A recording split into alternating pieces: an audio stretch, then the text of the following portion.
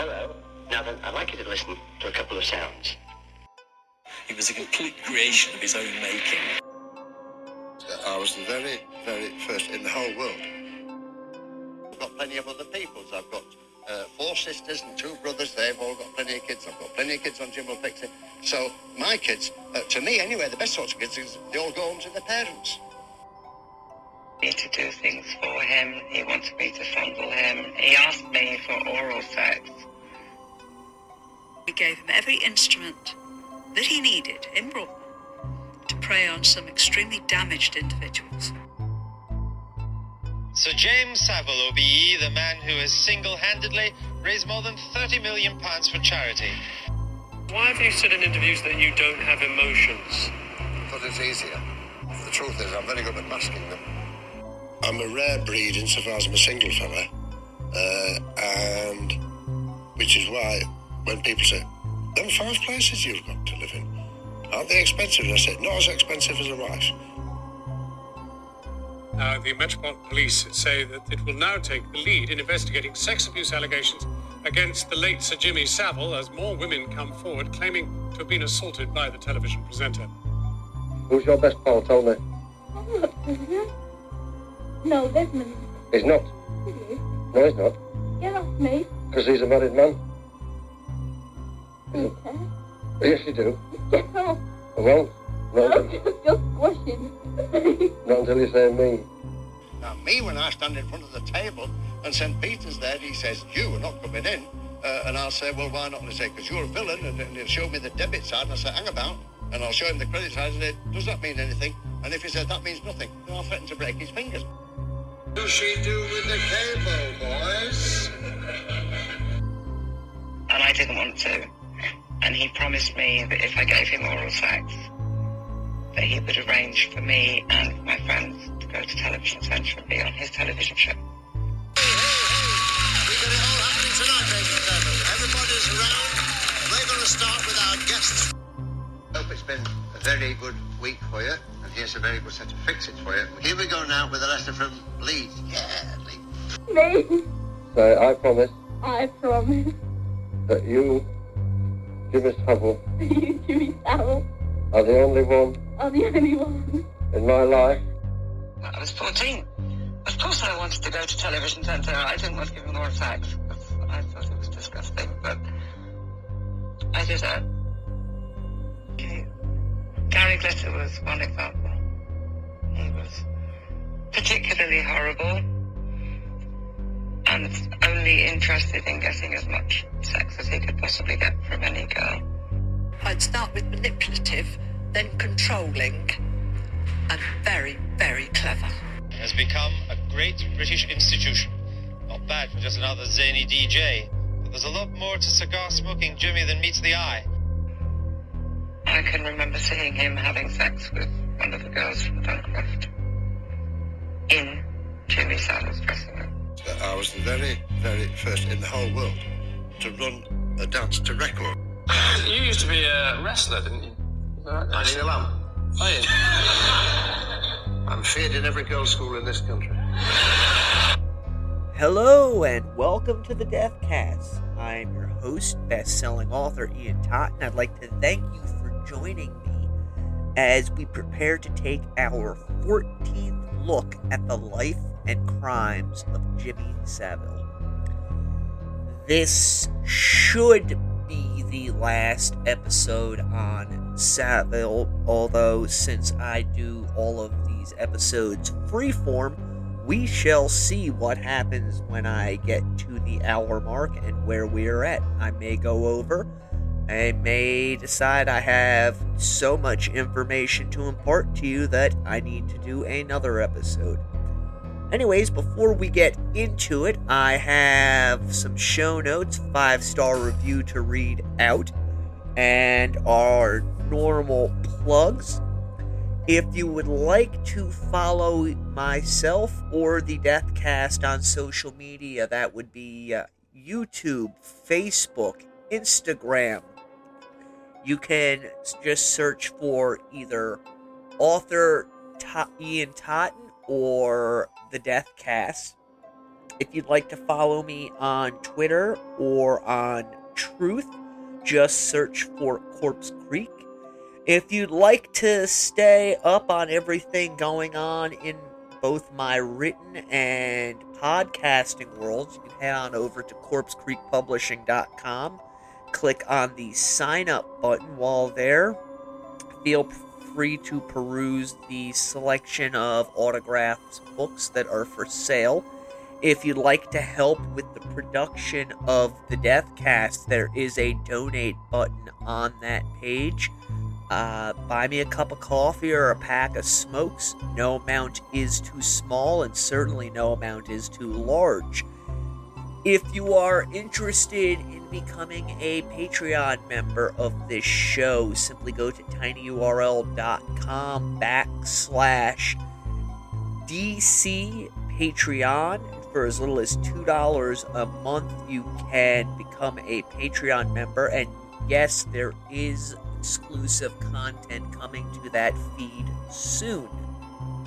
If you would like to find any of my 6 novels, that would be the 3 dark fantasy horror novels that make up the Blood Gods trilogy, the 2 cult horror novels that I've written, the House of Silver Doors and Maggie, or my crime thriller, which is my best-selling novel, the Throwaway Girls of Olympia, you can go to tinyurl.com/totten-books. If you enjoy what I do here, please consider subscribing on your favorite podcast app and leaving a 5-star review. If you don't like what I do, that's great. There's plenty of other shows out there.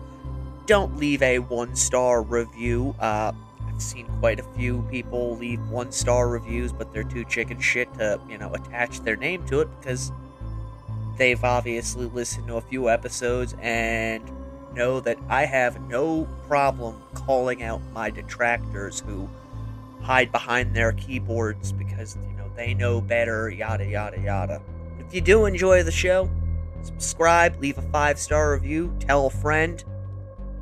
Speaking of 5-star reviews, this one comes all the way from Australia. Great job. Really enjoy the podcast. You've really done a great job here, and the additional context you are providing is fantastic. Thank you so much for that rant in episode 4 against your detractors.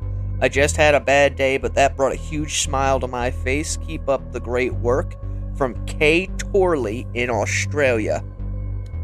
Don't know who you are, Kay Torley, but thank you so much for the 5-star review.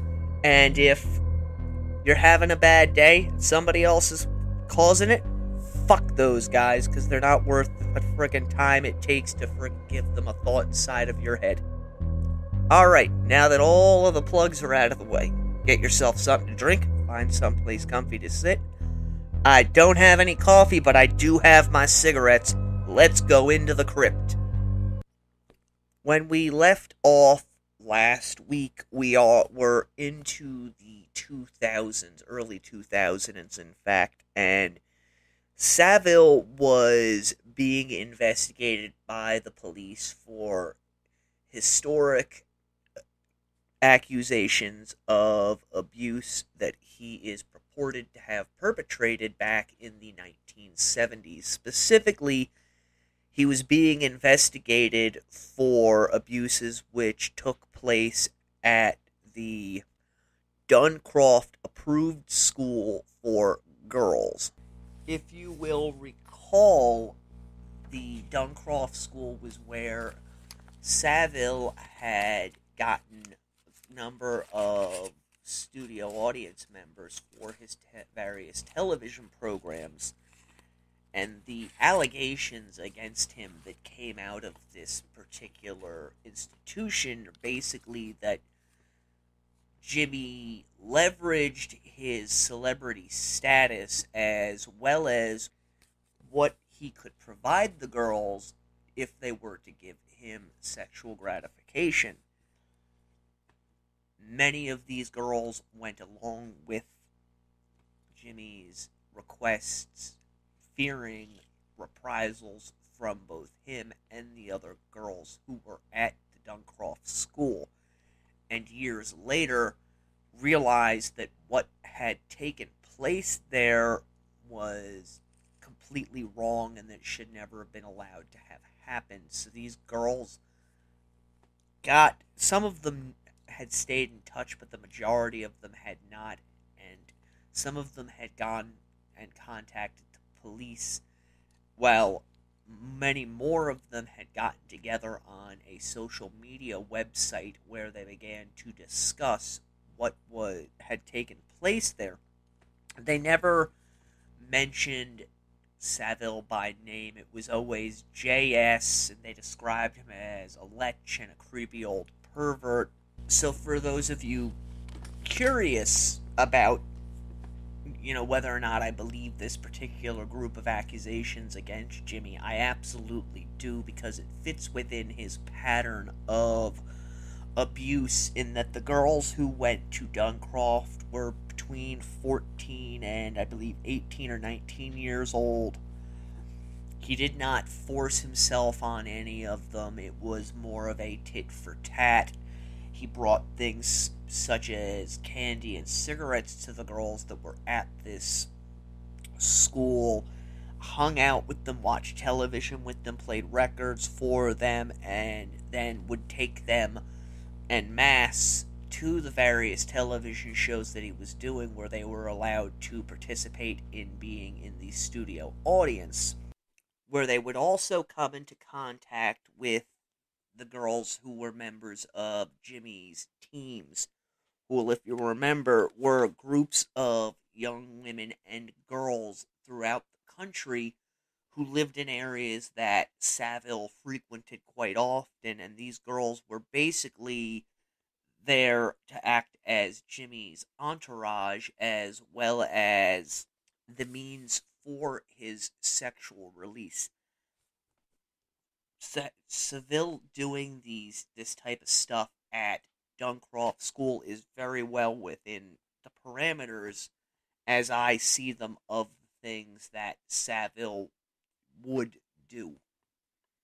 In March of 2009, the Surrey police met with the Crown Prosecution's Office, at which point the Crown Prosecution Office informed the Surrey police that they should no longer pursue this particular line of inquiry in regards to Savile. However, a lawyer who was at the meeting stated that Savile should be informed of the accusations that had been levied against him, as well as the fact that an inquiry had taken place. Afterwards, the report on Savile was sent to West Yorkshire Police, where it was entered into the computer, and as I understand it, access to this particular file was fairly restricted, in that you had to be actively working on it or be given permission to access the information that it contained. The police attempted to reach out to Savile and set up a time where they could meet and discuss things with him. They were initially unable to do so, but eventually they were able to nail Savile down. I believe it was at least 2 constables that went to interview Jimmy at his offices at Stoke Mandeville Hospital. And I've tried to find some recordings of this particular interview that are in the public domain. Unfortunately, the majority of the ones that I was able to find that are out there are either of very poor quality or are in copyright protected material, so I'm unable to play them for you. So I'm going to give you a basic gist of what happened in this interview. One of the constables was a female officer, and it's pretty apparent from the start of the interview that the woman is intimidated by Savile, who instantly goes on the defensive, and unlike his normal public persona, his manner of speak is more of a bark. He's throwing his weight around and letting these officers know, basically, don't you know who I am? I'm a very important individual. This is bullshit. There's a lot of coarse language inside of this interview. You can find it if you look for it. In fact, that awful Netflix documentary that they put out back in March contains snippets of this interview with Savile. And it is a far cry from the public Savile that Britain had grown up with. Again, he's very standoffish and defensive and, dare I say, angry sounding throughout the entire process. The interview took place on October 1st, 2009 and lasted for exactly 56 minutes. Savile was questioned by 2 female police officers. Also in the room was a male trustee of the Jimmy Savile Stoke Mandeville Charitable Trust. It appears that Savile asked this man to attend the meeting, although for what purpose is unknown. It might be in case the police tried to pursue the matter further and state that he had said something he did not say. The officers asked Savile if they could call him Jimmy and thanked him for his kindness in allowing them to speak with him. One quote from Jimmy during this interview is as follows: "And proud that in 83 years I've never ever done anything wrong. That doesn't mean to say that in my business you don't get accused of just about everything because people are looking for a bit of blackmail or the papers are looking for a story. But if you got a clear conscience, which I have, everything's okay." The tone of the interview continued in this manner, with Savile giving these, prattling explanations for things, and when pressed with the various accusations against him, speaking over the officers, almost yelling at them, out of the question, no, never happened, out of the question. And this went on throughout the course of the interview, with Savile interjecting things about how, in his line of work, things like this were all too commonplace, and it was always someone who was trying to either blackmail him or just get money from him by stating that he had done these types of things. He also went on to inform the 2 constables that he routinely got these types of letters and that he would give these letters to members of the Leeds Police Department, senior members of the Leeds Police Department, who met at his apartment on a weekly basis. This was known as the Friday Morning Club. It was a group of detectives and other individuals in the Leeds Police Department who would come over to his flat for breakfast and what have you. This was Savile's way of, again, throwing out his power to these 2 mid-level police women by letting them know you can continue on with this line of inquiry all that you want, but be aware I have very powerful friends who are much higher up within the police department who will make certain that your careers are short-lived should you continue with this bit of what Savile viewed as harassment. Later in the interview, he let it be known that his lawyers had been appraised of the situation as far as this interview is concerned, and that they might be getting ready to do business, and that the 2 constables should take that under advisement, as if things proceeded from this point forward, they might find themselves called to testify at a trial. This is Savile's way of unnerving these 2 women and, again, flexing his muscles, as it were.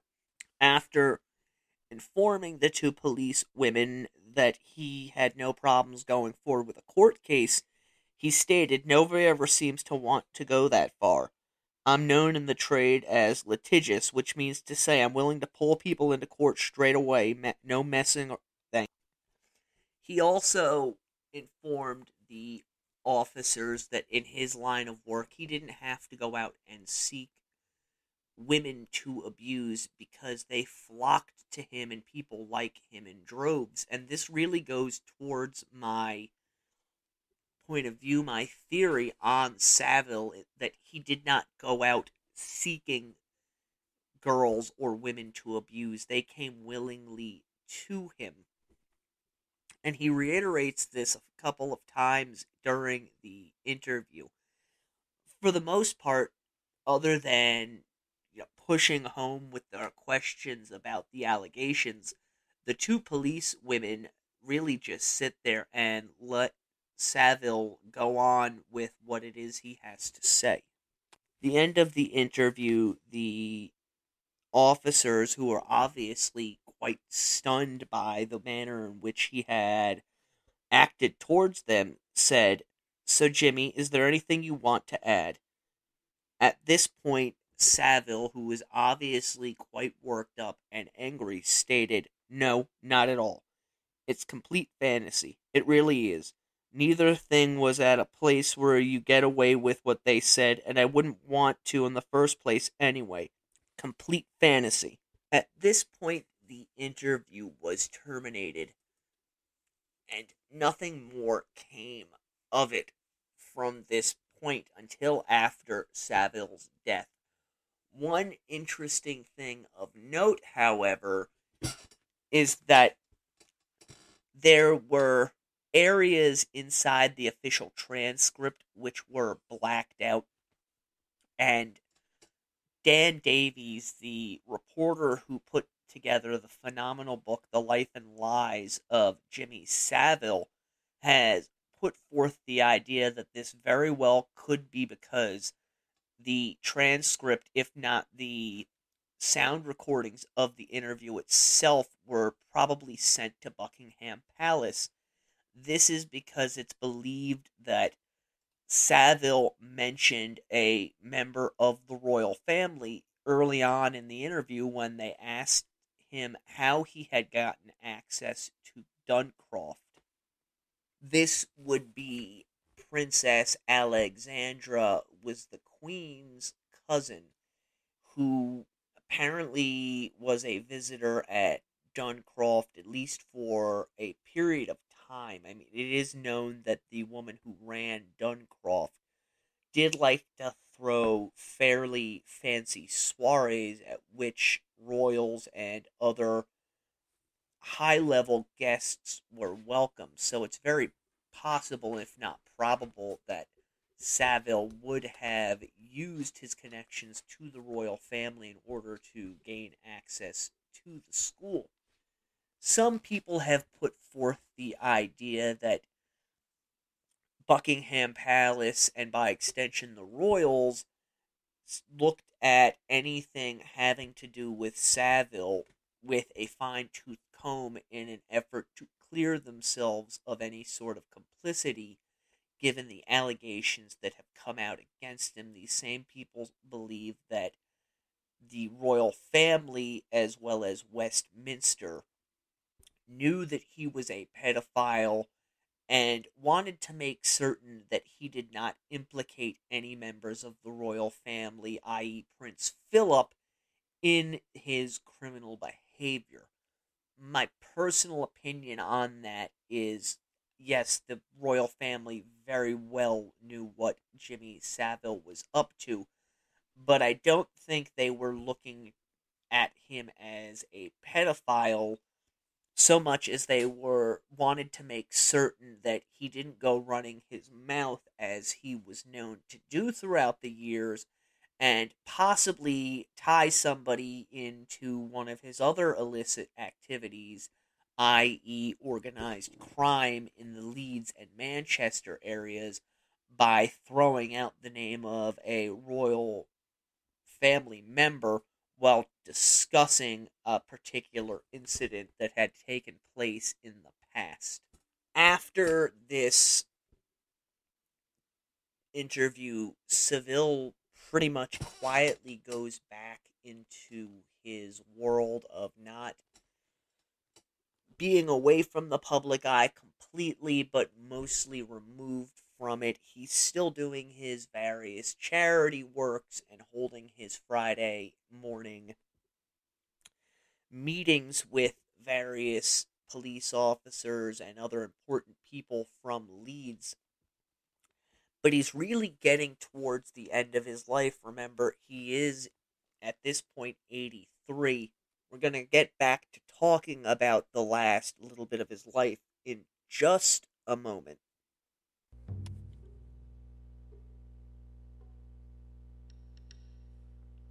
From Ian Totten, best-selling author of The House of Silver Doors, the Blood Gods trilogy, Maggie. A book which New York Times best-selling author Keith Elliott Greenberg has called a classic detective story, well-crafted, and a supernatural vortex. Maggie, the name was burned into Lieutenant Carl Jablonski's mind like a brand, and had been since the night of the fire. He doubted he would ever forget that night, or how she had danced in the flames of her burning home. Maggie, who was she, and why did no one in Kaya's Crossing seem interested in talking about her or her family? These were questions without answers, quandaries that drove Carl on as he explored the darkest of the town's secrets, desperate to unravel the knots that tied everything together. Maggie, Carl felt haunted by a visage, even as the local reporter, George Murphy, told him of the blood-soaked history that lay along their path, and the horrors that it held. None of it seemed real, and yet it was. The sacrifices, the screams, the pact with the Nameless Ones, and the hell that she had endured. Maggie, hers was a crime begging to be solved, and he and George are the only ones with enough heart to do it.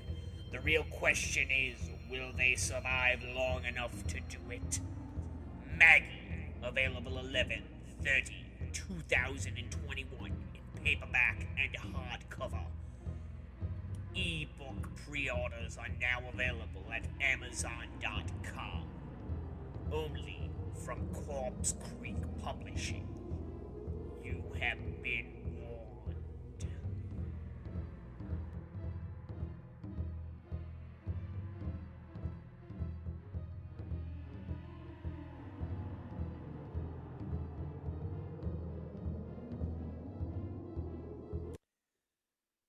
Alright, we are back.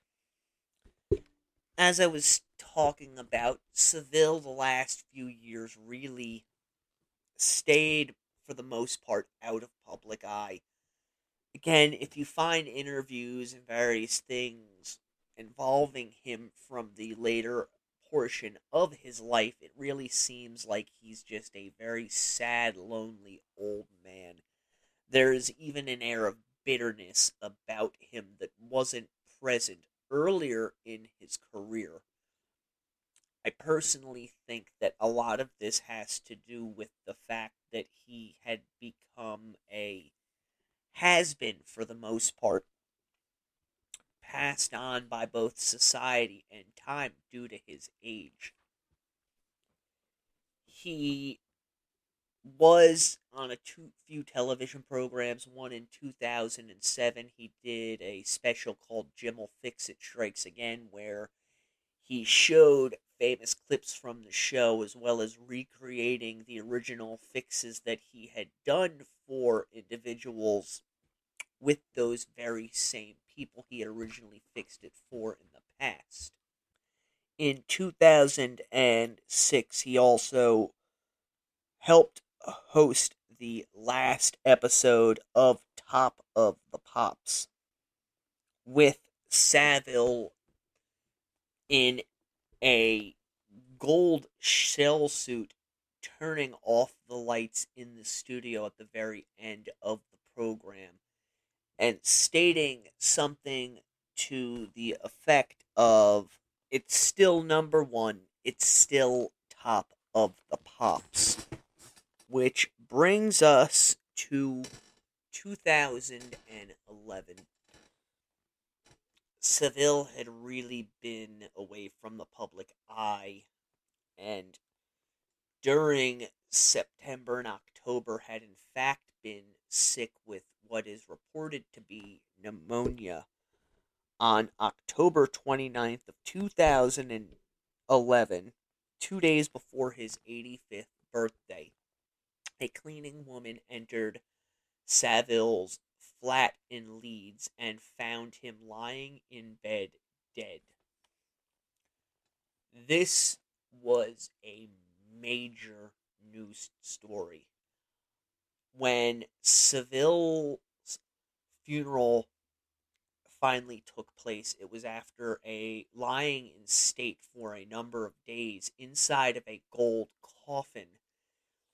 In it, he is wearing his favorite shell suit as well as clutching his red beret from the Royal Marines. An ashtray with the final cigar he had smoken was next to the coffin.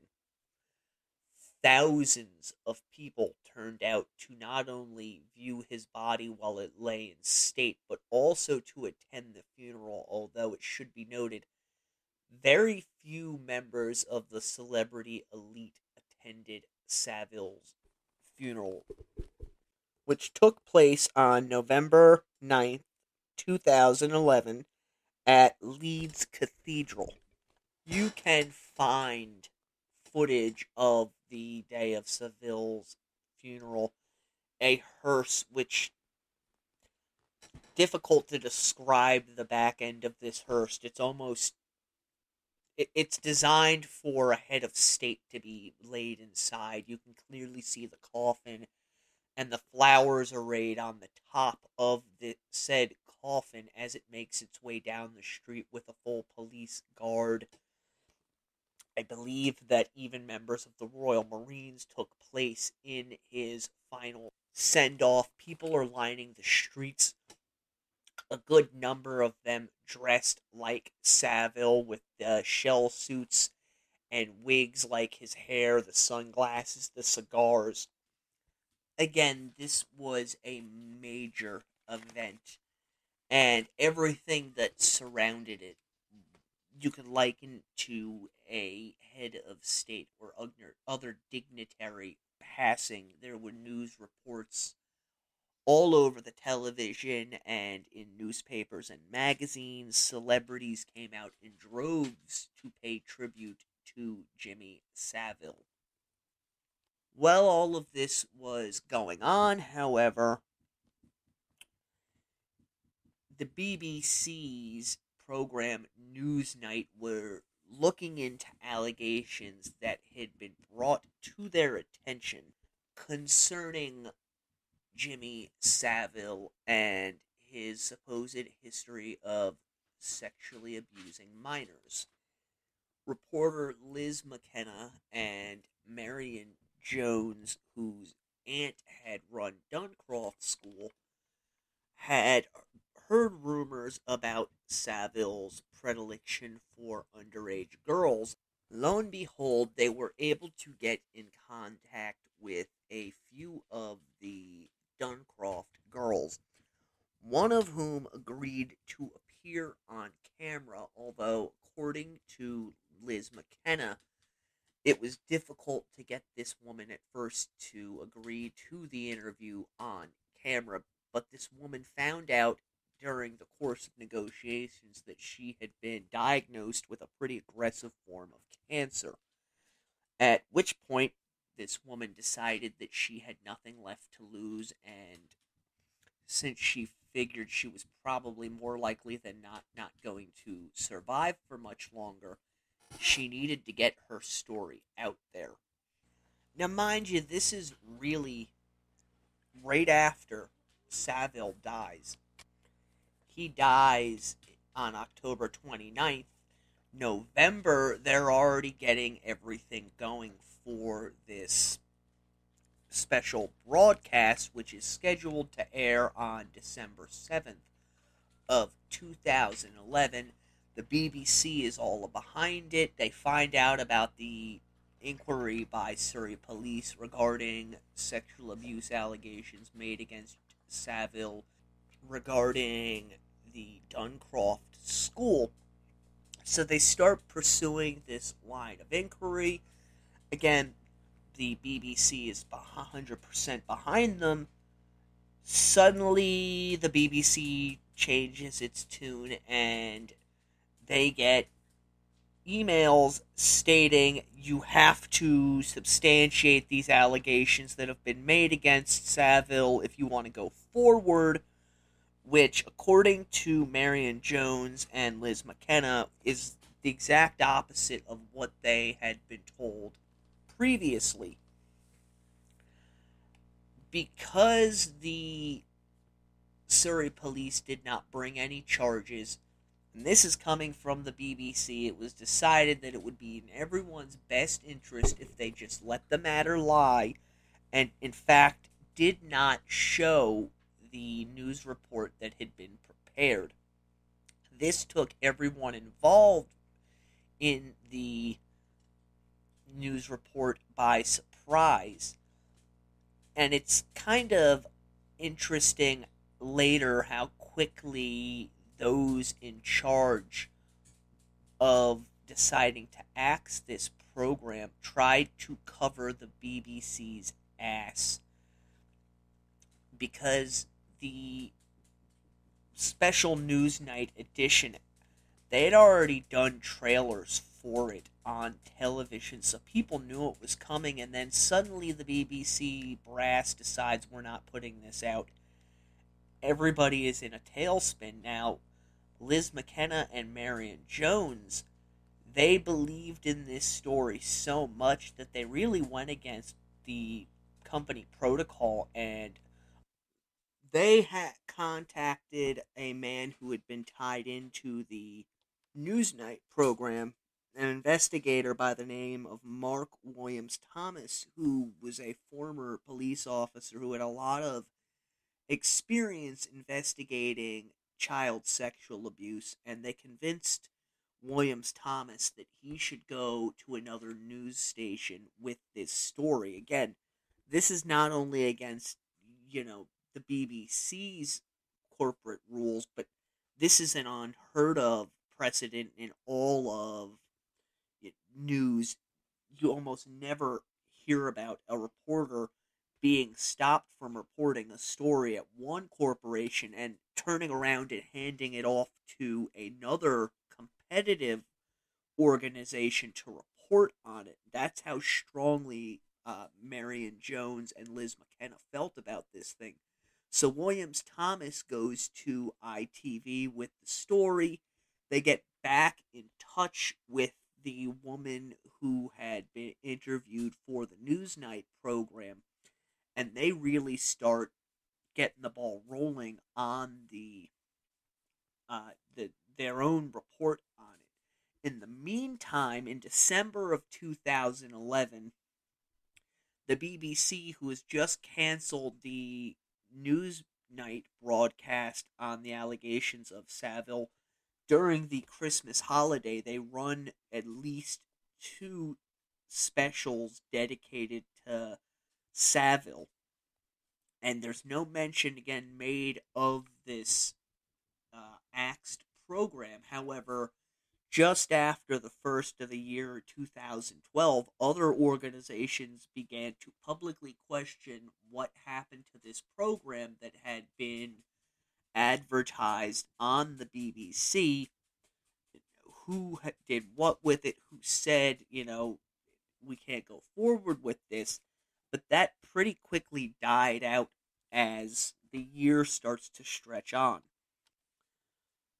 On September 28th of 2012, ITV released a program in its exposure series called The Other Side of Jimmy Savile, presented by Mark Williams Thomas. Now, there were at least 10 women who contributed to the allegations made in the exposure series, one of them who is alleged to have been 14 years old at the time of the offense. To say that this program was a bombshell is the understatement of all understatements. This thing went off like a nuclear bomb in the middle of the heart of Great Britain and spread like a brush fire through Northern California. I mean, it took off all across the country. It's really all anybody was talking about, and police stations all across the country began to become inundated with phone calls and people showing up in person to allege allegations of abuse by Savile during the 1960s, 70s, 80s, and 90s. Almost instantaneously with this broadcast being produced, without any shred of evidence, Jimmy Savile went from being this revered, if not strange, part of British society to absolutely loathed by the majority of those in the country. Mind you, there's no physical evidence that he ever did anything. He has no way to defend himself against these allegations, and again, some of these allegations aren't of the coercive type of what we've talked about in past episodes. A lot of these are just full-on rapes. There is nothing in the history of Jimmy Savile that leads me to believe that allegations of that level are in any way, shape, or form true, other than the fact that he could have been charged with statutory rape given the age of some of the girls that he preyed upon. But that didn't matter. The British media and government latched onto this story like a Rottweiler onto the neck of an 8-year-old and refused to let go. Jimmy Savile was in the news almost as much as he had been when he was alive during his heyday during the 70s and 80s. It was everywhere. And it all centered on this exposure program, and now the thousands of allegations that started coming out and the demands for public inquiries into both the BBC and what did the government know, what did this organization know, what, his relationship with hospitals. Now there's a brush fire of really a moral panic in Great Britain, stirred on by both the media and by the British government to get to the bottom of this. Who knew what, where, and how could something like this have been allowed to happen? Nobody stopped and looked at the facts, and I'm sorry, but they're still not looking at the facts. They're still running on hype and sensationalism. A lot of that has to do with the fact that Savile's name had always been money, and now that he was no longer there, they didn't have to share any of that with him. They could simply print what they wanted to and keep the rewards for themselves. They're still doing this. This is not something that died down in the years since Savile's passing. You have the Netflix documentary, the BBC has come out, and they're doing a movie based on the life and crimes of Jimmy Savile. You say what you want, they're going to whitewash their part in all of it. And they did play a part in it. I'm not saying, again, I don't believe that Jimmy Savile was a pedophile. I believe he was a sexual predator. But they're going to protect their interests because that's what corporations do. They're going to do exactly what they did when the allegations came out. And they're still running all of these Jimmy Savile marathons and Top of the Pops marathons. All these feel-good things that they were doing when the allegations against Savile came out. The BBC turned on a dime, and I'm not going to name the individual that they put out there because Britain has very strong libel laws, and I don't know how that relates to the United States. But there was a woman that they put out who's in charge of the child line, or she's the founder, or something along those lines. She came out and did an interview. It is available on YouTube. You can find it on other websites such as Dailymotion. You know when you're watching someone and they're just absolutely phony. There's nothing genuine about them. That is what this woman comes across as while she's talking about how it's shocking and no one knew anything, and the BBC is looking into these allegations. She's as the most disingenuous person I think I have ever witnessed on live television. She's more disingenuous than any politician walking that I'm aware of. Everything she says drips with corporate BS. I'm going to give you a quick quote that was pulled from the Wikipedia article on this individual. If anybody had had concrete evidence, I think and hope the police would have been called in. But all they had was gossip, and gossip isn't evidence. And she continued with this tone during this interview of, oh yes, I believe these women acting as though it hurt her to hear these allegations. Mind you, this woman is a fairly accomplished actress. With the wet tears in her eyes and how it hurt her, but there was no concrete evidence and nobody had said anything, and just spewing the line that the BBC was putting forward, which would suit change to people suspected some stuff but nobody really saw anything, to as the years have gone on, it's some people saw stuff, but because of how powerful Savile was seen as being, nobody did anything about it. You can see a metamorphosis in the narrative over the years. It went from complete shock and awe to, we heard some things, to, oh, everybody knew about it, but I didn't say anything, to, now there's people saying that they came forward and said something to somebody about what Savile was getting up to. It's all bullshit. I don't care who it was.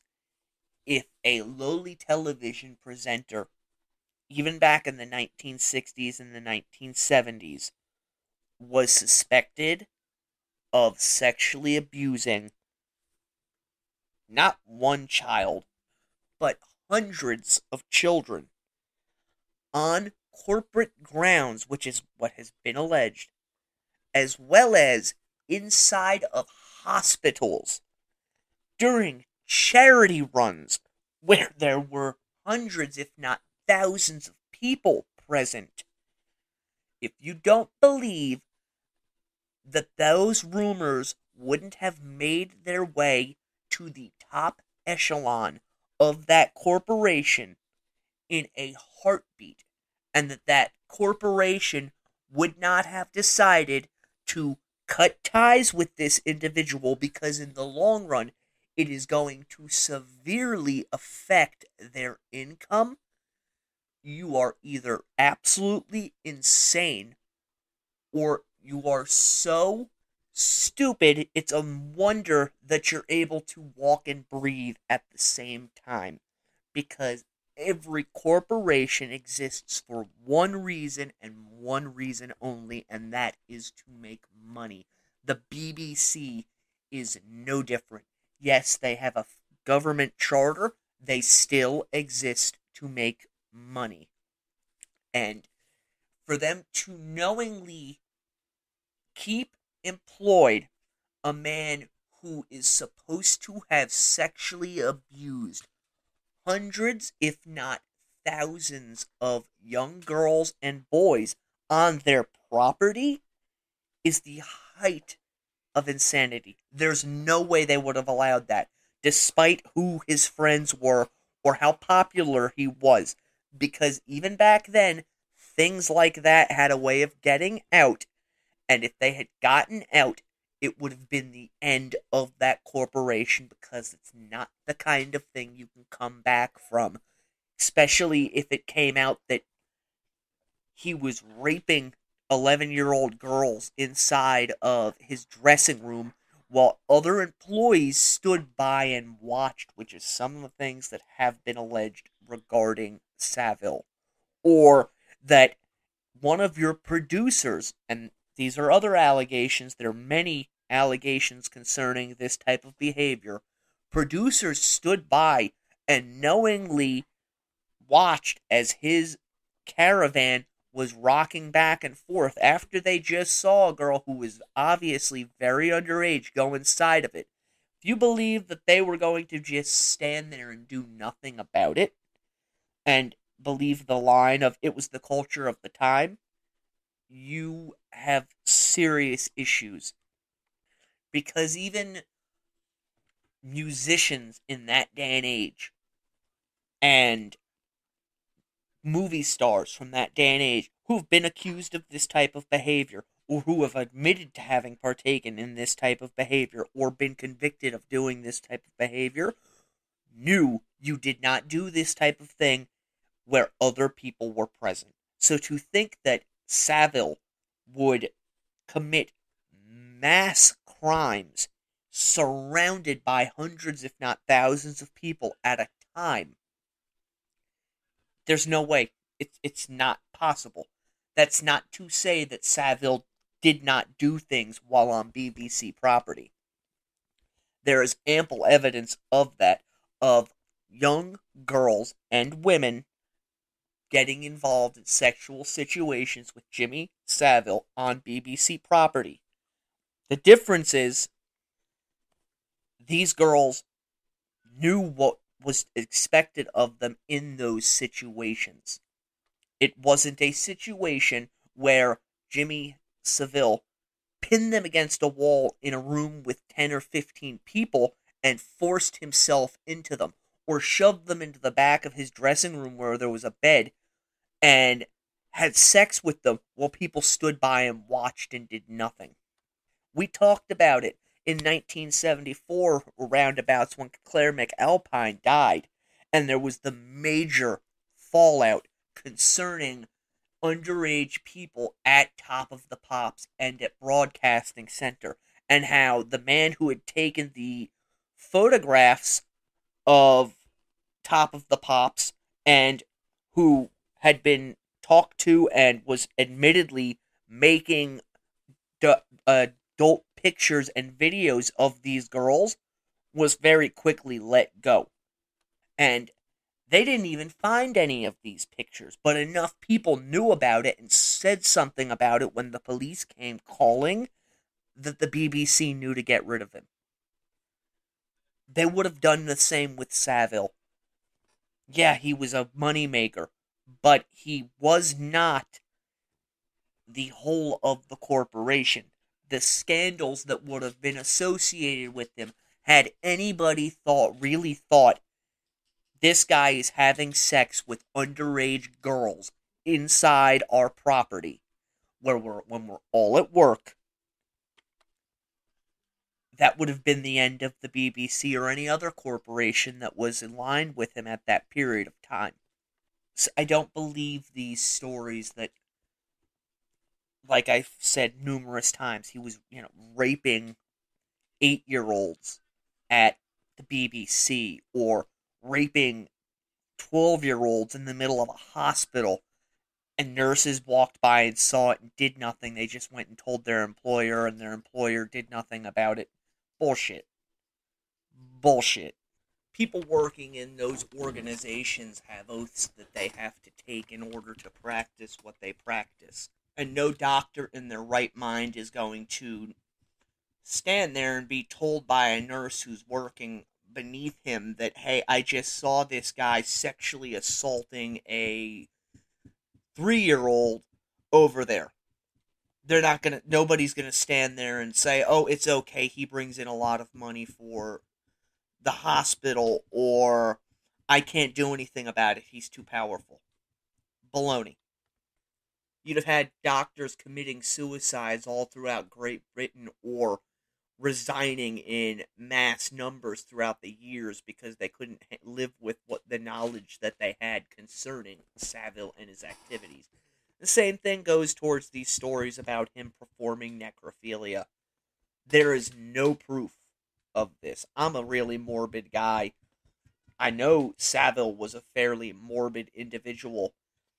I also know that he did filter items from dead bodies, such as glass eyes, which he turned into things such as rings and necklaces. But there's no proof that he ever sexually abused a dead body. I personally think that's one of those lines that they've thrown out there to make him seem as bad as humanly possible, as if being, the worst pedophile in the history of your nation isn't enough. Oh, he also was a necrophiliac who routinely molested the corpses that came into our hospital. I've never encountered anything from anyone credible stating that they saw Savile engaged in this type of activity. Savile never even hinted at being engaged in this type of activity. In fact, the only thing Savile ever admitted to was he had a lot of sex with a lot of different partners throughout his career, and that it was all, quote-unquote, birds throwing themselves at him. That's coming directly from the man. And I believe he hinted at the age of some of his conquests the way he did because he knew that if society knew what their daughters and this much older man were getting up to, they would find it naturally morally reprehensible, if not criminal.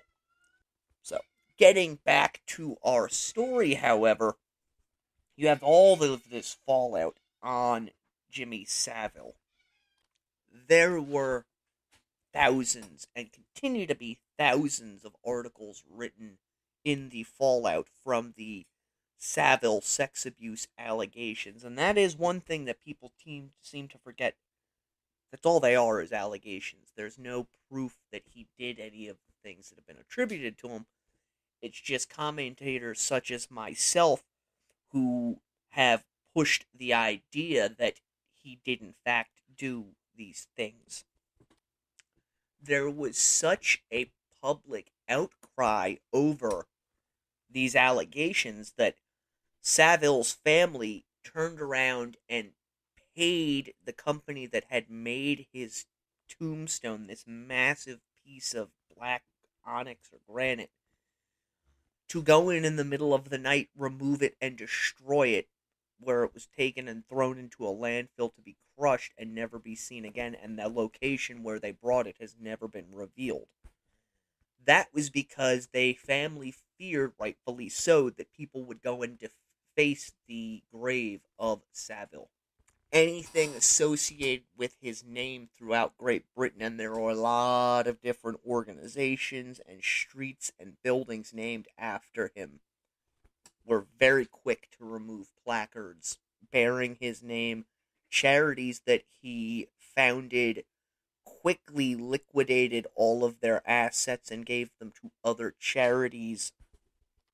For anyone who's wondering what happened to all of Savile's personal possessions shortly after he died, before the revelations concerning him came out, all of his belongings were put up on auction, and the proceeds from that auction went towards charity.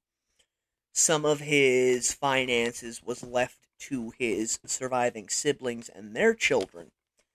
And I discussed this in another episode, and I forget which one it was. His one nephew who, when his uncle had died, he was all over the news talking about what a great and wonderful man his uncle was. Then after the fact, they turned around and this guy was giving interviews about how he had been taken in by a group of basically child predators who were bringing boys in and out of the apartment, and that he had seen his uncle at one of these parties, and very quickly he and his friends were removed from this situation. I don't believe any of that. There is no concrete evidence linking Savile to ever having partaken in organized child predation. That is, child pedophile rings involving other individuals, although people tried to link him to that. They attempted to link him to the Elm Bathhouse, which was later found to have been a con fabricated by a convicted con man. His niece has come out and stated that the entire family knew that Savile was molesting her starting around the age when she was 7, and that they would bring her to him when he came to the house and set her upon his knee, and in full view of the entire family, he would begin to molest this child. Again, allegations I don't believe to be true. There has never been one shred of evidence to back any of that type of thing up. Were that Savile had molested this young girl and the family was cognizant of it, I would imagine that the rest of them could have charges pressed against them, because that would fall under aiding and abetting in the delinquency of a minor. And believe it or not, Great Britain has very funny laws in terms of sexual abuse of children, which I actually agree with. They will go after people who abused children in the 70s and in the 80s and in the 90s.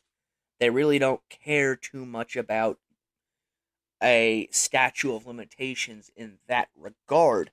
And you're going to see that because one of the things that came out of the Savile abuse allegations was something known as Operation U-Tree, which was an operation, I believe it was of the Metropolitan Police Department, where they started looking all across the country, and they started having people come in and tell them stories of being abused by Savile. They really threw a very wide net. I believe there was also Operation Midland and a couple others that came out after U-Tree, but the main one was U-Tree. And during the course of Operation U-Tree, lo and behold, they actually netted quite a number of individuals in politics as well as in the entertainment industry who were known to have abused young boys and young girls. One of which was a man from New Zealand by the name of Rolf Harris, who was an artist who had shows on the BBC aimed towards children. He'd also released a couple of novelty records, one of which was very famous for being played on the Dr. Demento show called Tiny Kangaroo Down Sport. Well, it came out that Harris had actually begun grooming one of his daughter's friends at some point in the 1980s, and that when this girl got older, he actually progressed from grooming her to full-on sexual assault. And I can't remember the exact charges they got him on, but he did end up going to prison for this for a number of years, and in fact, Not long after he got out of prison, he was brought up on charges again of having sexually abused another girl. There are people who equate Harris and Savile as being, almost the same. Harris was a much smaller fish than Jimmy Savile was. I'm not even exaggerating when I say that.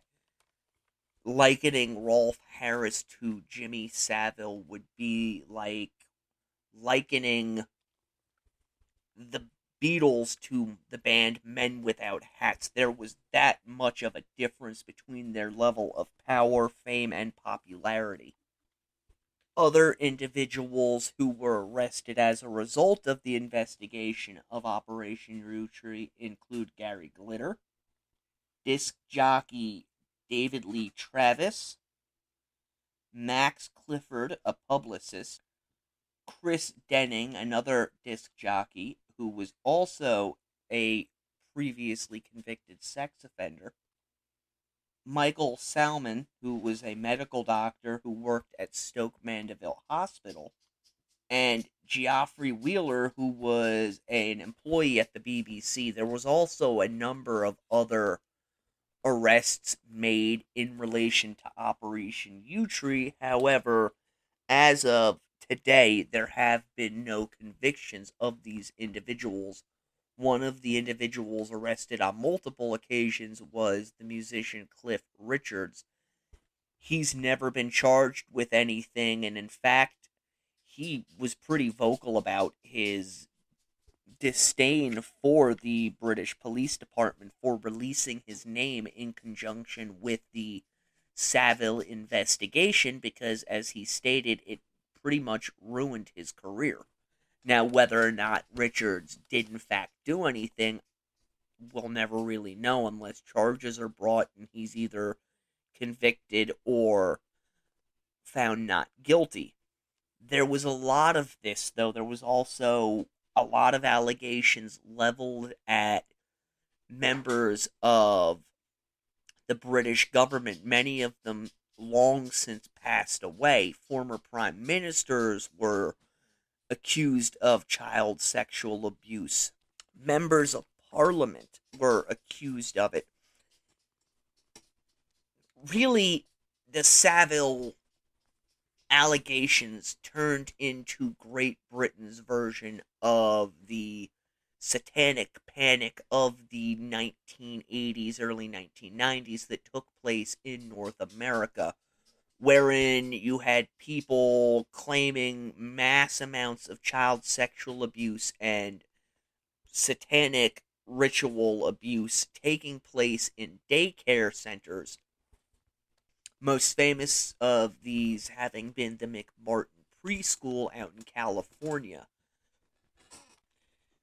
It really was a moral panic. It turned into a witch hunt, which is exactly what happened in Great Britain after Savile's death and the revelations about him came out. You had a major witch hunt. People looking for pedophiles under every stone, and accusations being levied and thrown at people in the public eye. There was a major fallout from all of this, where Paul McCartney famously stated basically that they had checked IDs before engaging in any sort of fornication with their fans back in the 60s. All of this is going on, and I'm not naming names with this. You can easily look these individuals up. Musicians who are known to have had long-term relationships with underage girls or to have had flings with them, their names are never mentioned. You never hear mention of Jimmy Page putting a fish inside of a 16-year-old girl and basically holding her captive as his sex slave for however long it was, even though this was common knowledge to anybody who paid attention to what was going on in pop culture. Individuals like that, their names were simply just glossed over. Elvis Presley was glossed over in all of this because, yes, some of the panic did reach American shores, but they never brought up the fact that Elvis had a predilection for young girls, and that Priscilla was, 13 or 14 when they first started dating, but according to official biographies, they didn't consummate their relationship until Priscilla was 13. Yeah, sure. Again, though, it was a witch hunt, and you had victims giving voice, which was one of the reports prepared about the allegations of Savile, where they basically co-signed every story that came out concerning Savile and child sexual abuse.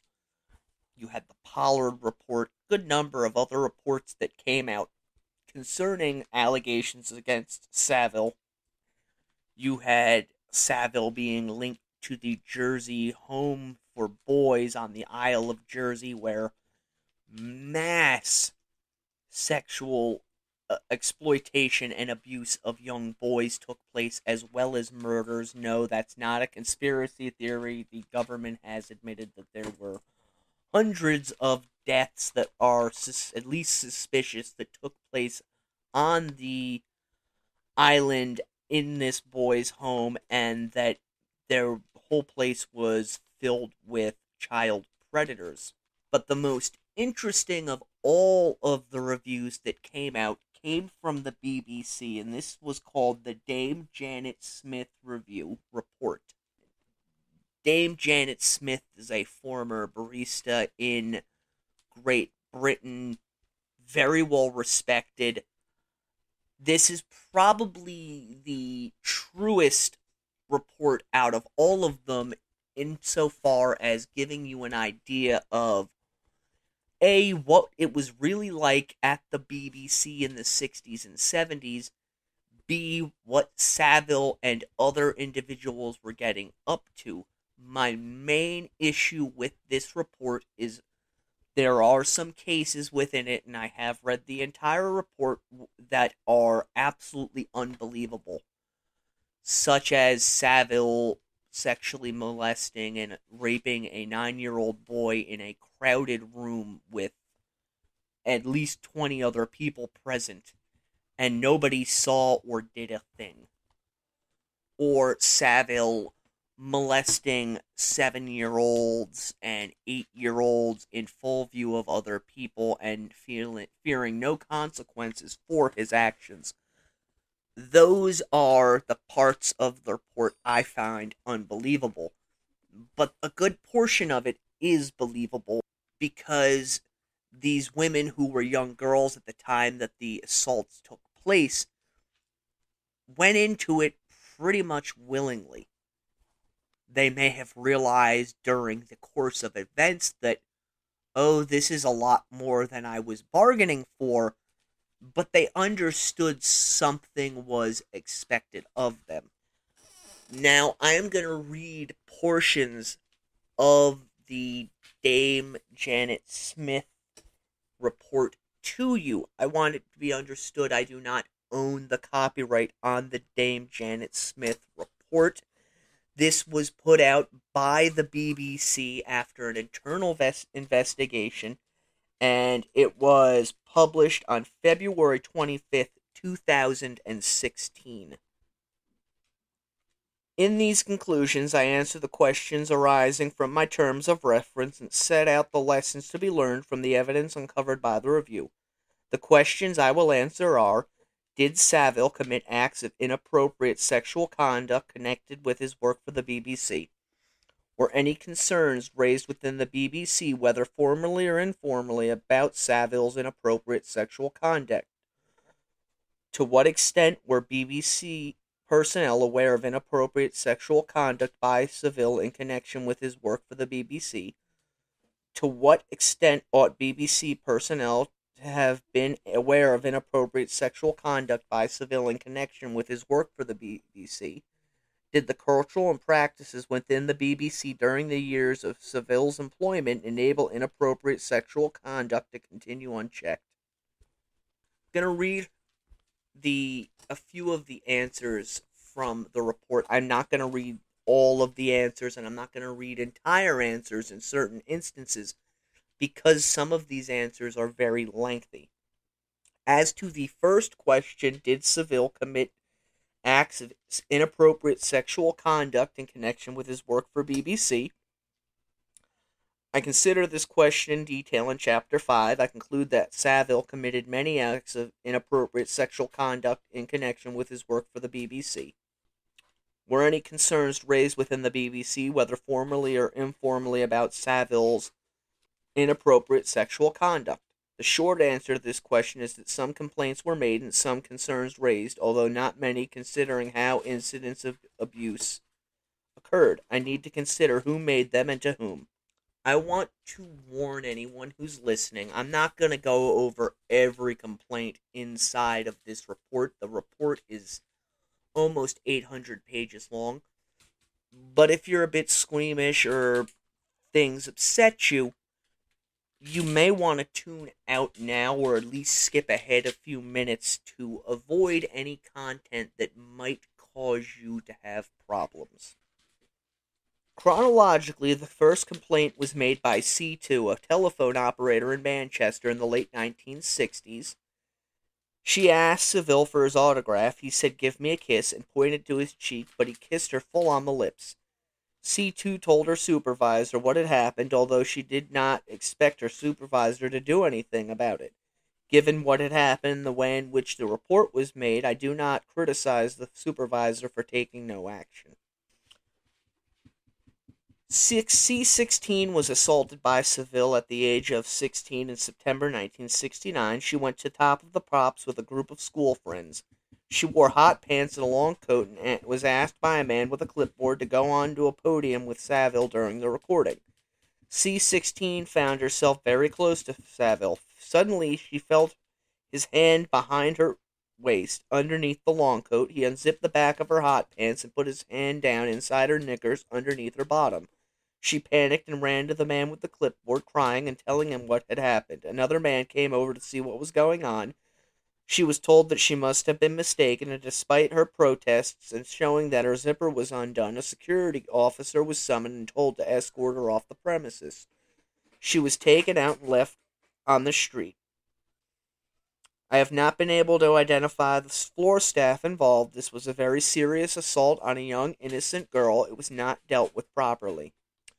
When talking about the number of complaints that she had gotten in this report, Dame Smith says she got 75, of which she accepted 72. She does emphasize, however, that as some of these victims were victimized by Savile on more than one occasion, she looks at it that there are probably many more than 72 that actually took place on BBC grounds. In breaking down the numbers, Smith states, of the 72 victims, 57 are female and 15 are male. 21 of the female victims were under 16 and 36 were 16 and over. 13 of the male victims were under 16 and 2 were 16 and over. 8 victims were raped, 6 female and 2 male, and 1 female victim was the subject of an attempted rape. 47 victims were the subject of indecent sexual assault, excluding rape. 34 female, 13 male. Top of the Pops and Jim'll Fix It were the programs relating to which victims were most frequently assaulted, with 19 victims being assaulted in relation to Top of the Pops, and 17 in relation to Jim'll Fix It. The majority of victims, 44, were assaulted in the 1970s, with 10 in the 1960s and 17 in the 1980s.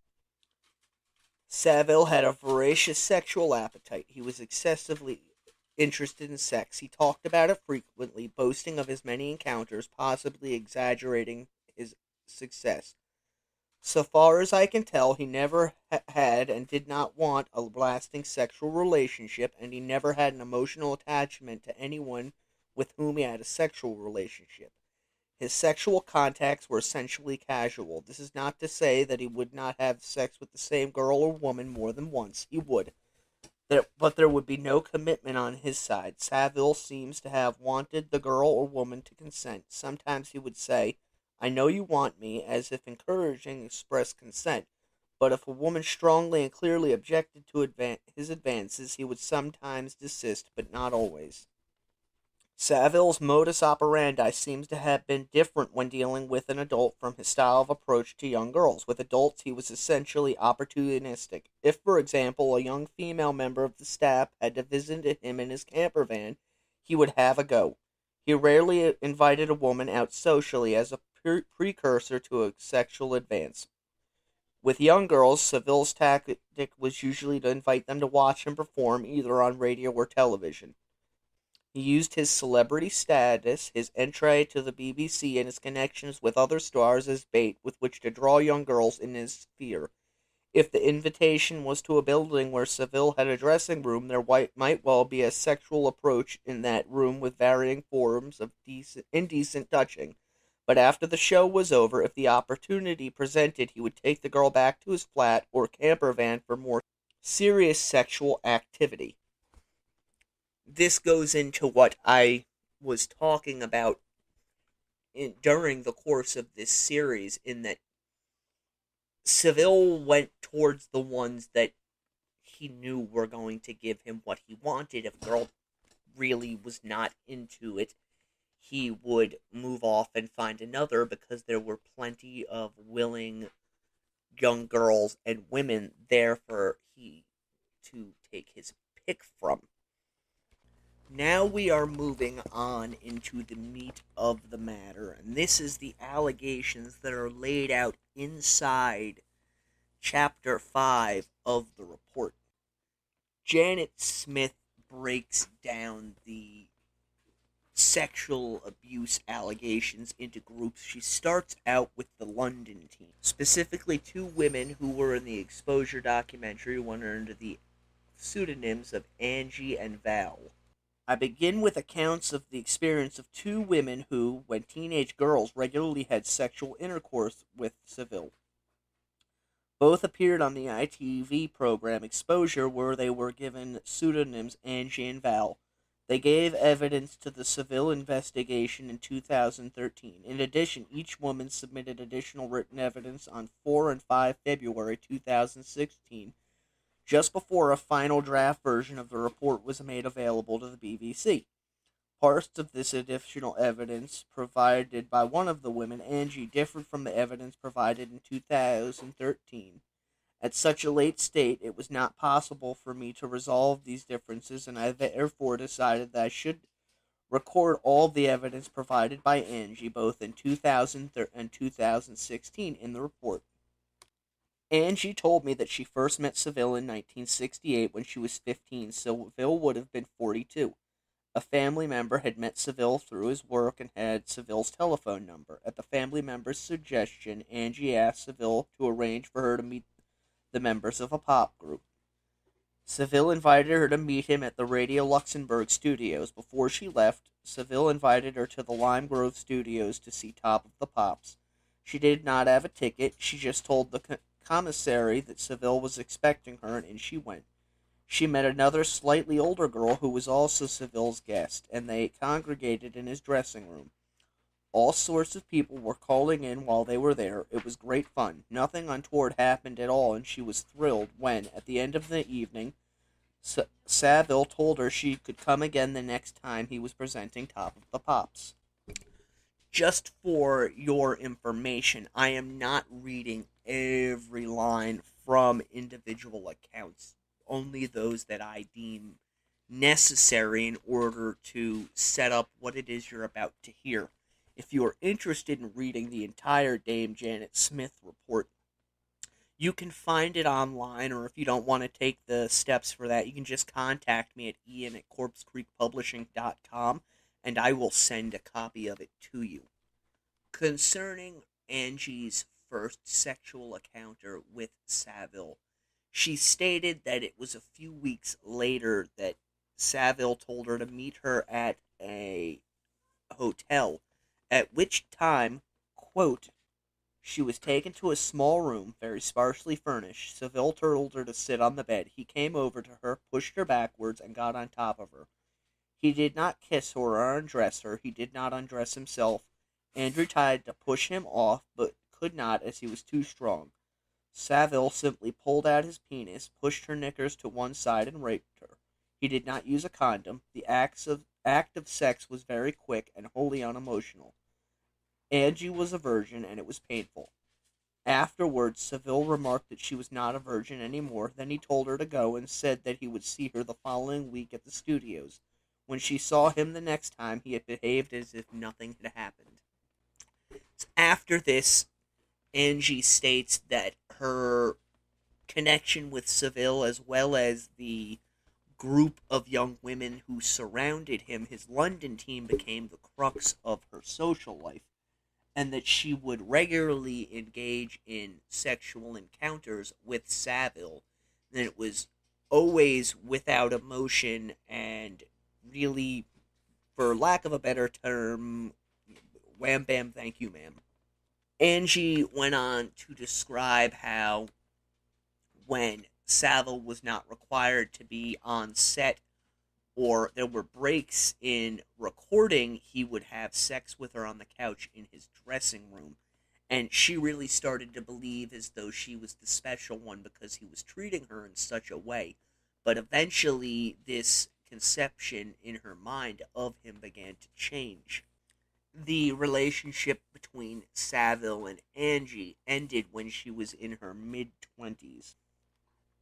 Val, who was also a member of the London team, was introduced to Savile through Angie around 1965 when she was 15.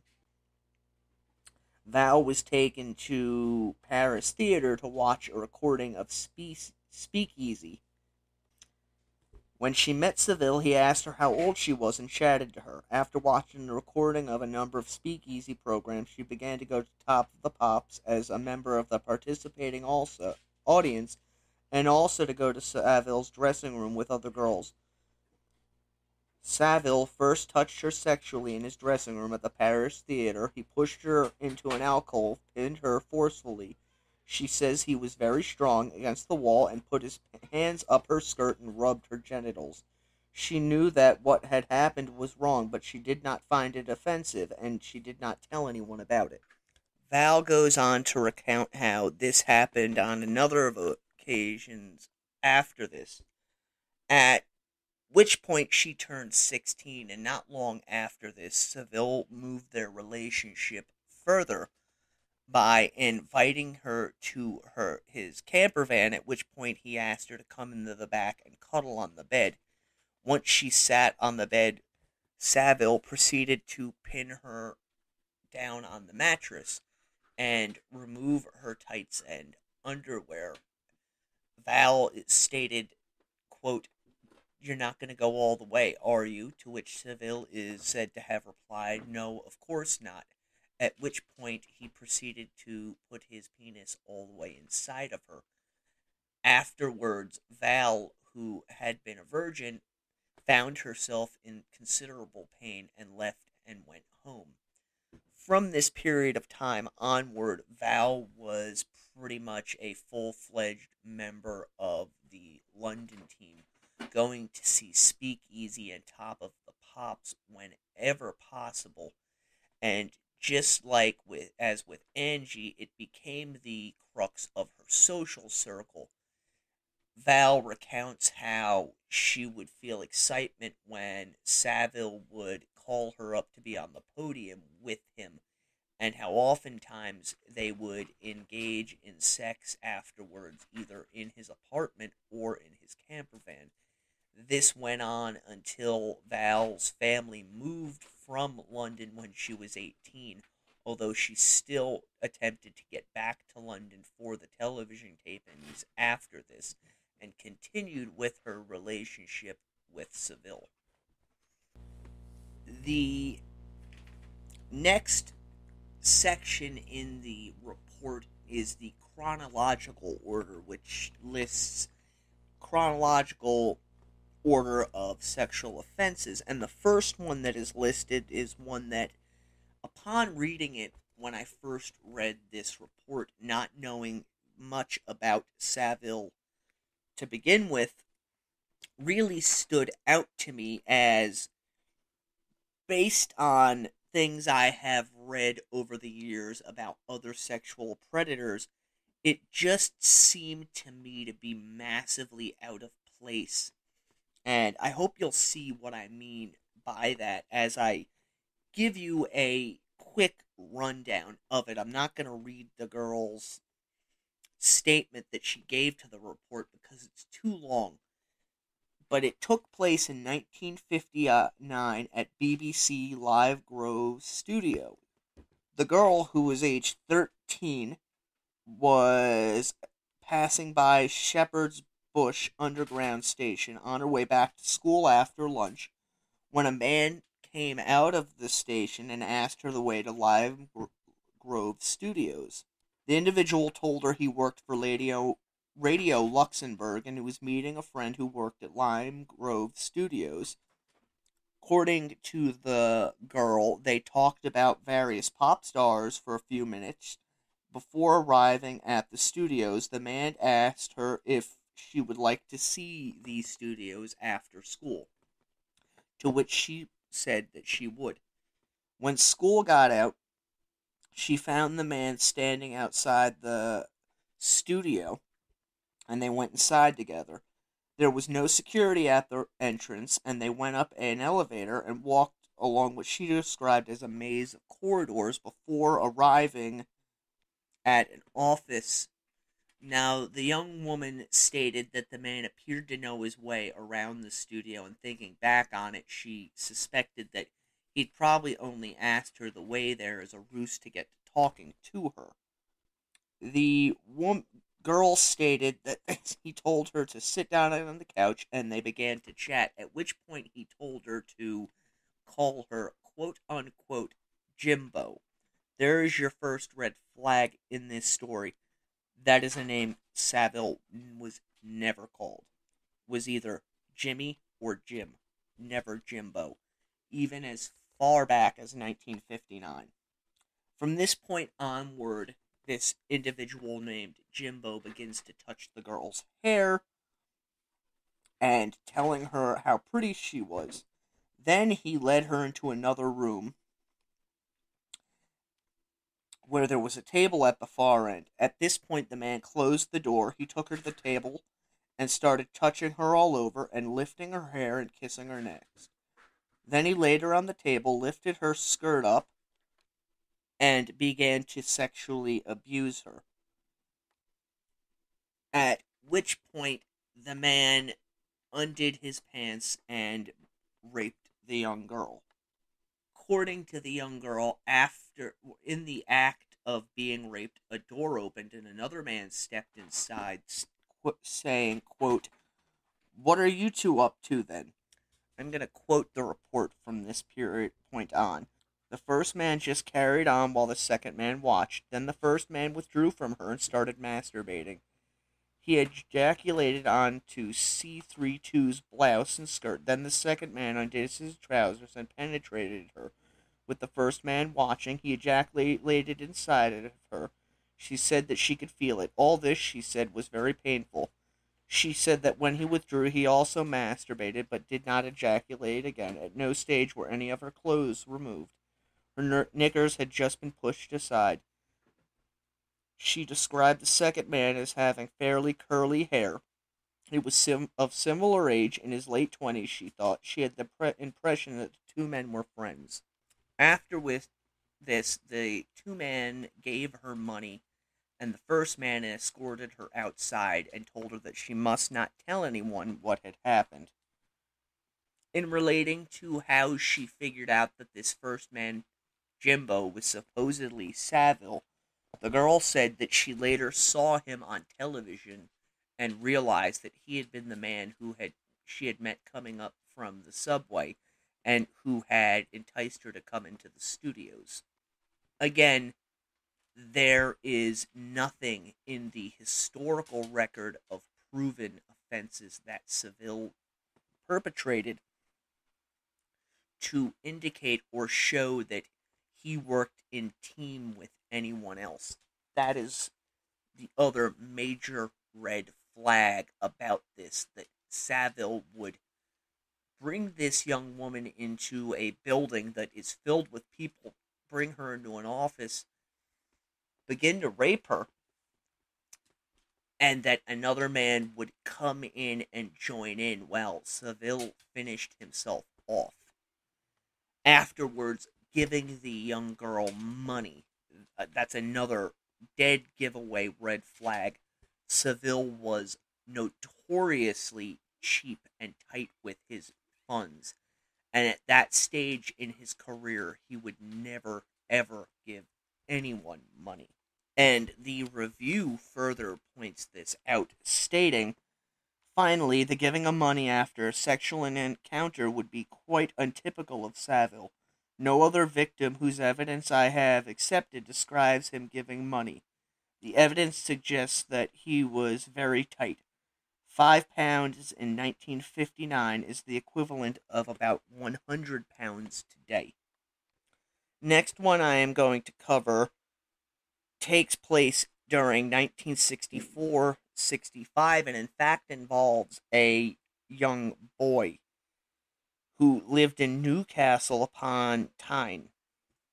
He was 15 during this period, and he had the opportunity to go to Manchester with a brother and a friend to attend the making of a program.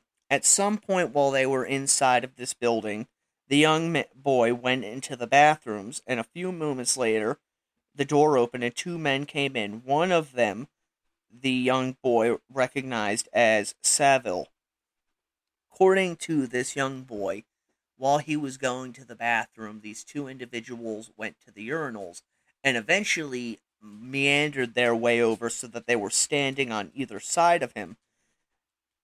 When Savile put his hand on the young boy's penis and began to masturbate him. Then Savile put his hand down the back of the boy's jeans inside of his pants and put his fingers up the young boy's backside.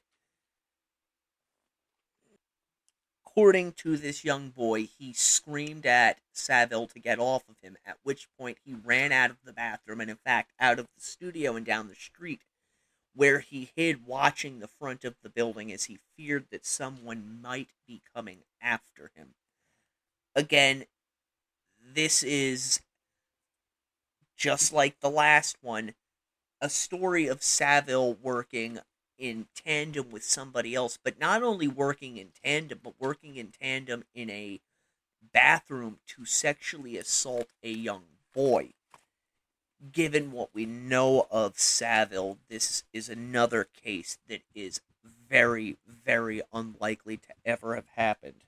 There are a number of accounts such as this, not only in this report, but in other reports of just these absolutely bizarre, really unbelievable encounters involving Savile in the middle of an area with other people present when suddenly he just decides that he needs to sexually abuse someone without any forethought or anything of that nature. And that's why I label them as highly unbelievable. You can see from Angie and Val's stories that fits with what we know of Savile. And not only what we know of Savile, what was said about him is that he had these teams of young girls that he took advantage of. Then you get stories like that. There's another one inside of the report of an uncle bringing a young boy to BBC Studios for Top of the Pops, and of Savile molesting him, and the uncle apparently knew about this and continued to take this young boy there until finally the young boy gets out of going to Top of the Pops. In no other stories concerning Savile do you get these tales of him molesting young boys, except from these individuals who came forward well after the fact, after the huge initial shock and awe and explosion of information regarding Savile. You would think that if members of his team who were with him constantly when he was in a given area had seen anything like this, they would have corroborated these stories of Savile molesting boys. None of them ever have. And I think the reason they never have is because it never happened. These girls were always with Savile when he was in London, when he was in Manchester, when he was in Leeds. He always had his teams. They were always with him. He was the center of their social circles. They knew when he was coming to a given area, they would meet up with him. They would stay with him. They would hang out with him. They got to know one another and became friends. They saw when another girl who was not part of one of the teams was trying to weasel their way in, and they would become jealous of these other girls because it meant that they would not get to spend as much time with Savile as they had been. They saw when he would bring a girl in to be a new member of the team, and the same things happened. None of them ever described, despite having been there on site with him, seeing him sexually assault someone randomly. Whether it was a boy or a girl, they didn't see it because it didn't happen. There are other stories throughout this report and the others of Savile doing just absolutely random and odd things. Meeting a young girl or a woman and kissing his way up their arm before shoving his tongue down their throat. The majority of those are believable because the girls involved fit his age range of 14 to 18. Many of them describe his breath as stinking of stale cigars. He would kiss them and then back off and move on to someone else. Those are known stories. Those were pretty much out there in the public eye since the 1960s about him. People saw him do this type of stuff at places. Just go up and randomly kiss some woman or some girl. But these other stories of him putting his finger up a young boy's backside in the middle of a bathroom with another person standing there watching, that doesn't ring of truth to me.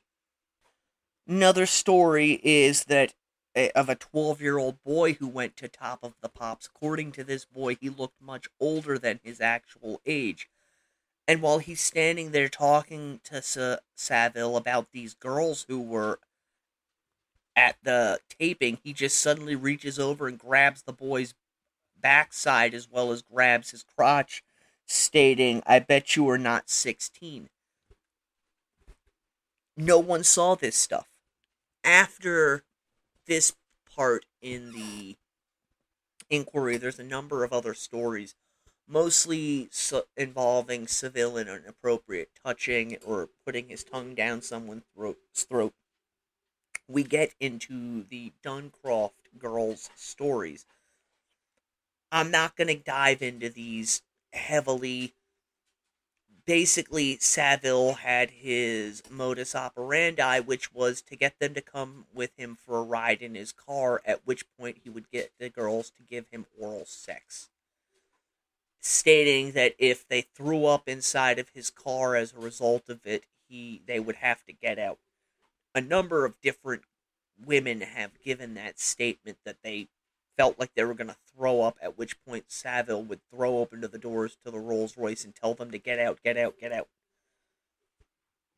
This is established stuff. These girls ended up coming to the television shows and becoming part of the various groups that he had.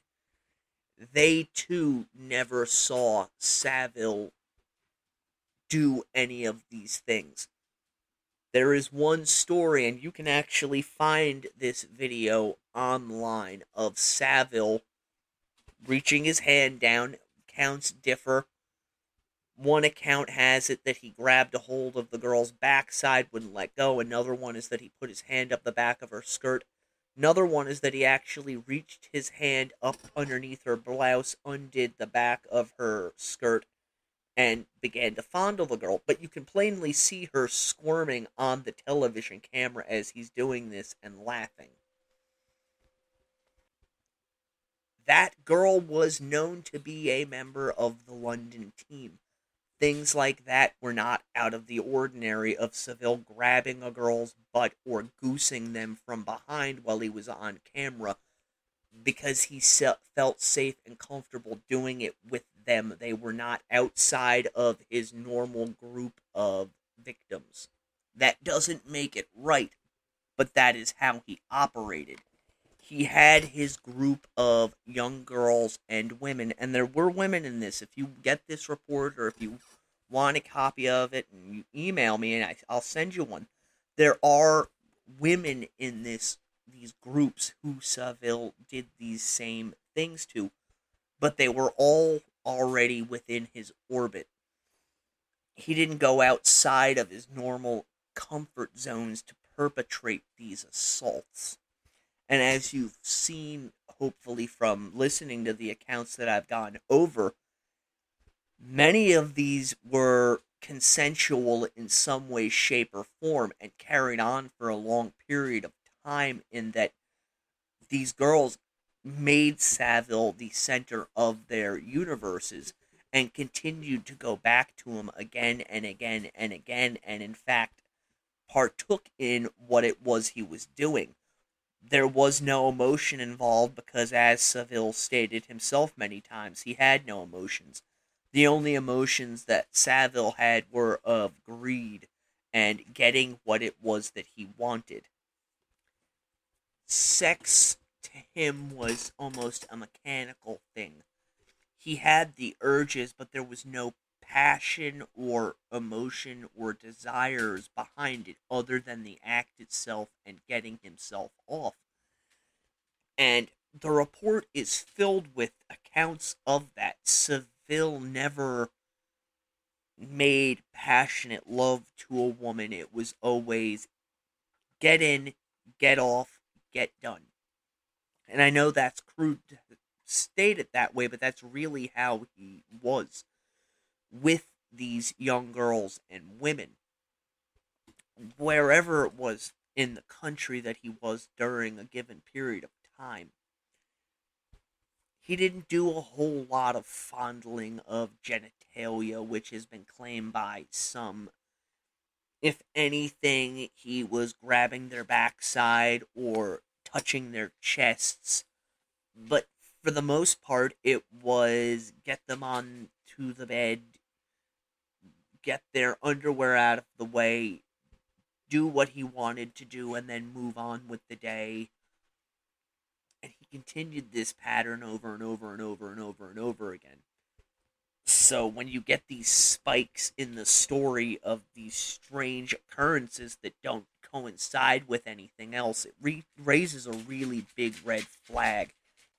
And it's really disturbing to me that the BBC as well as the British government have run with this narrative despite there not being any corroborating evidence to support these other alleged occurrences. There are corroborating factors to the stories that we do know. Angie and Val and other members of his various teams across the country.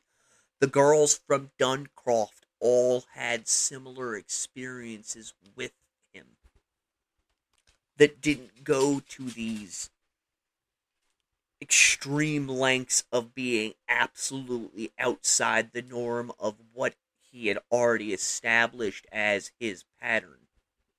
So I think anybody who feels like looking into Jimmy Savile, especially after hearing this series, needs to go into it with a skeptical mind. I went into learning about Jimmy Savile having known nothing about him. I was actually looking up something else one night online when I came across his name on Wikipedia and just felt compelled to start reading about him. And of course, as I'm reading about him, I'm seeing all these wild stories. I'm like, holy shit, why isn't this front page news in America? This is mind-blowing. Then, however, the more I read about him, and I really had no point of reference, so I started out reading all the salacious stories in the Mirror and the Sun and everything else I get my hands on.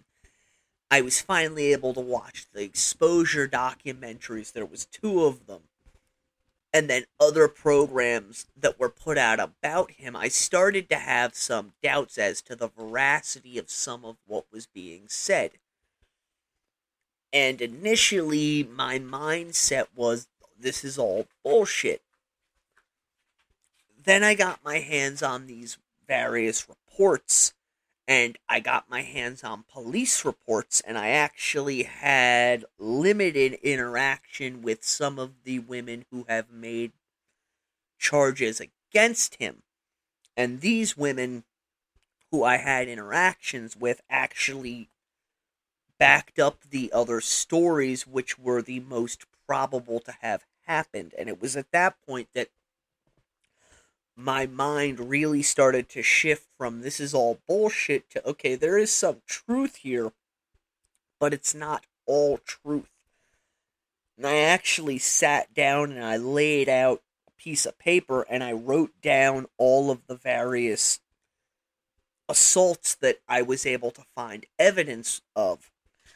And you can see that the majority of the young girls and women that Savile victimized took place in clusters where he is known to have had his teams. In London, around BBC Broadcasting House, over where they made Clunk Click, but he was able to get those girls to come over there from Duncroft. Those girls were also quasi-members of the London team. He was able to have girls who were part of the London team come over to Stoke Mandeville. He had a team out in the Broadmoor area. He had a team out in Leeds, and you can see from where these assaults took place really where he was active. And if you really look through all the chafe, you can see the ones that are absolutely, there's no doubt that they happened, and weed out the ones that probably didn't happen and the ones that absolutely didn't happen. And what emerges is a picture of a man who, for whatever reason, was extremely broken inside. He craved wealth, he craved power, and he craved owning others. And by owning others, I mean controlling them. These girls and women that he had sex with, they lived and died by his every word because he made himself important within their lives. He got them things that they wanted, and the things that they wanted were to be on television and to meet the stars that they were fawning over. And especially if you read a lot of them, it starts out with touching and kissing when they're 14, 15 years old. When they're 16 is when Savile really changes gears on them and moves it from touching and kissing into full-on intercourse. But again, it's that fulfilling the urge within his body. It's almost as though he doesn't want to do it, but he knows it needs to be done, so he just wants to get it over with and get on with his day.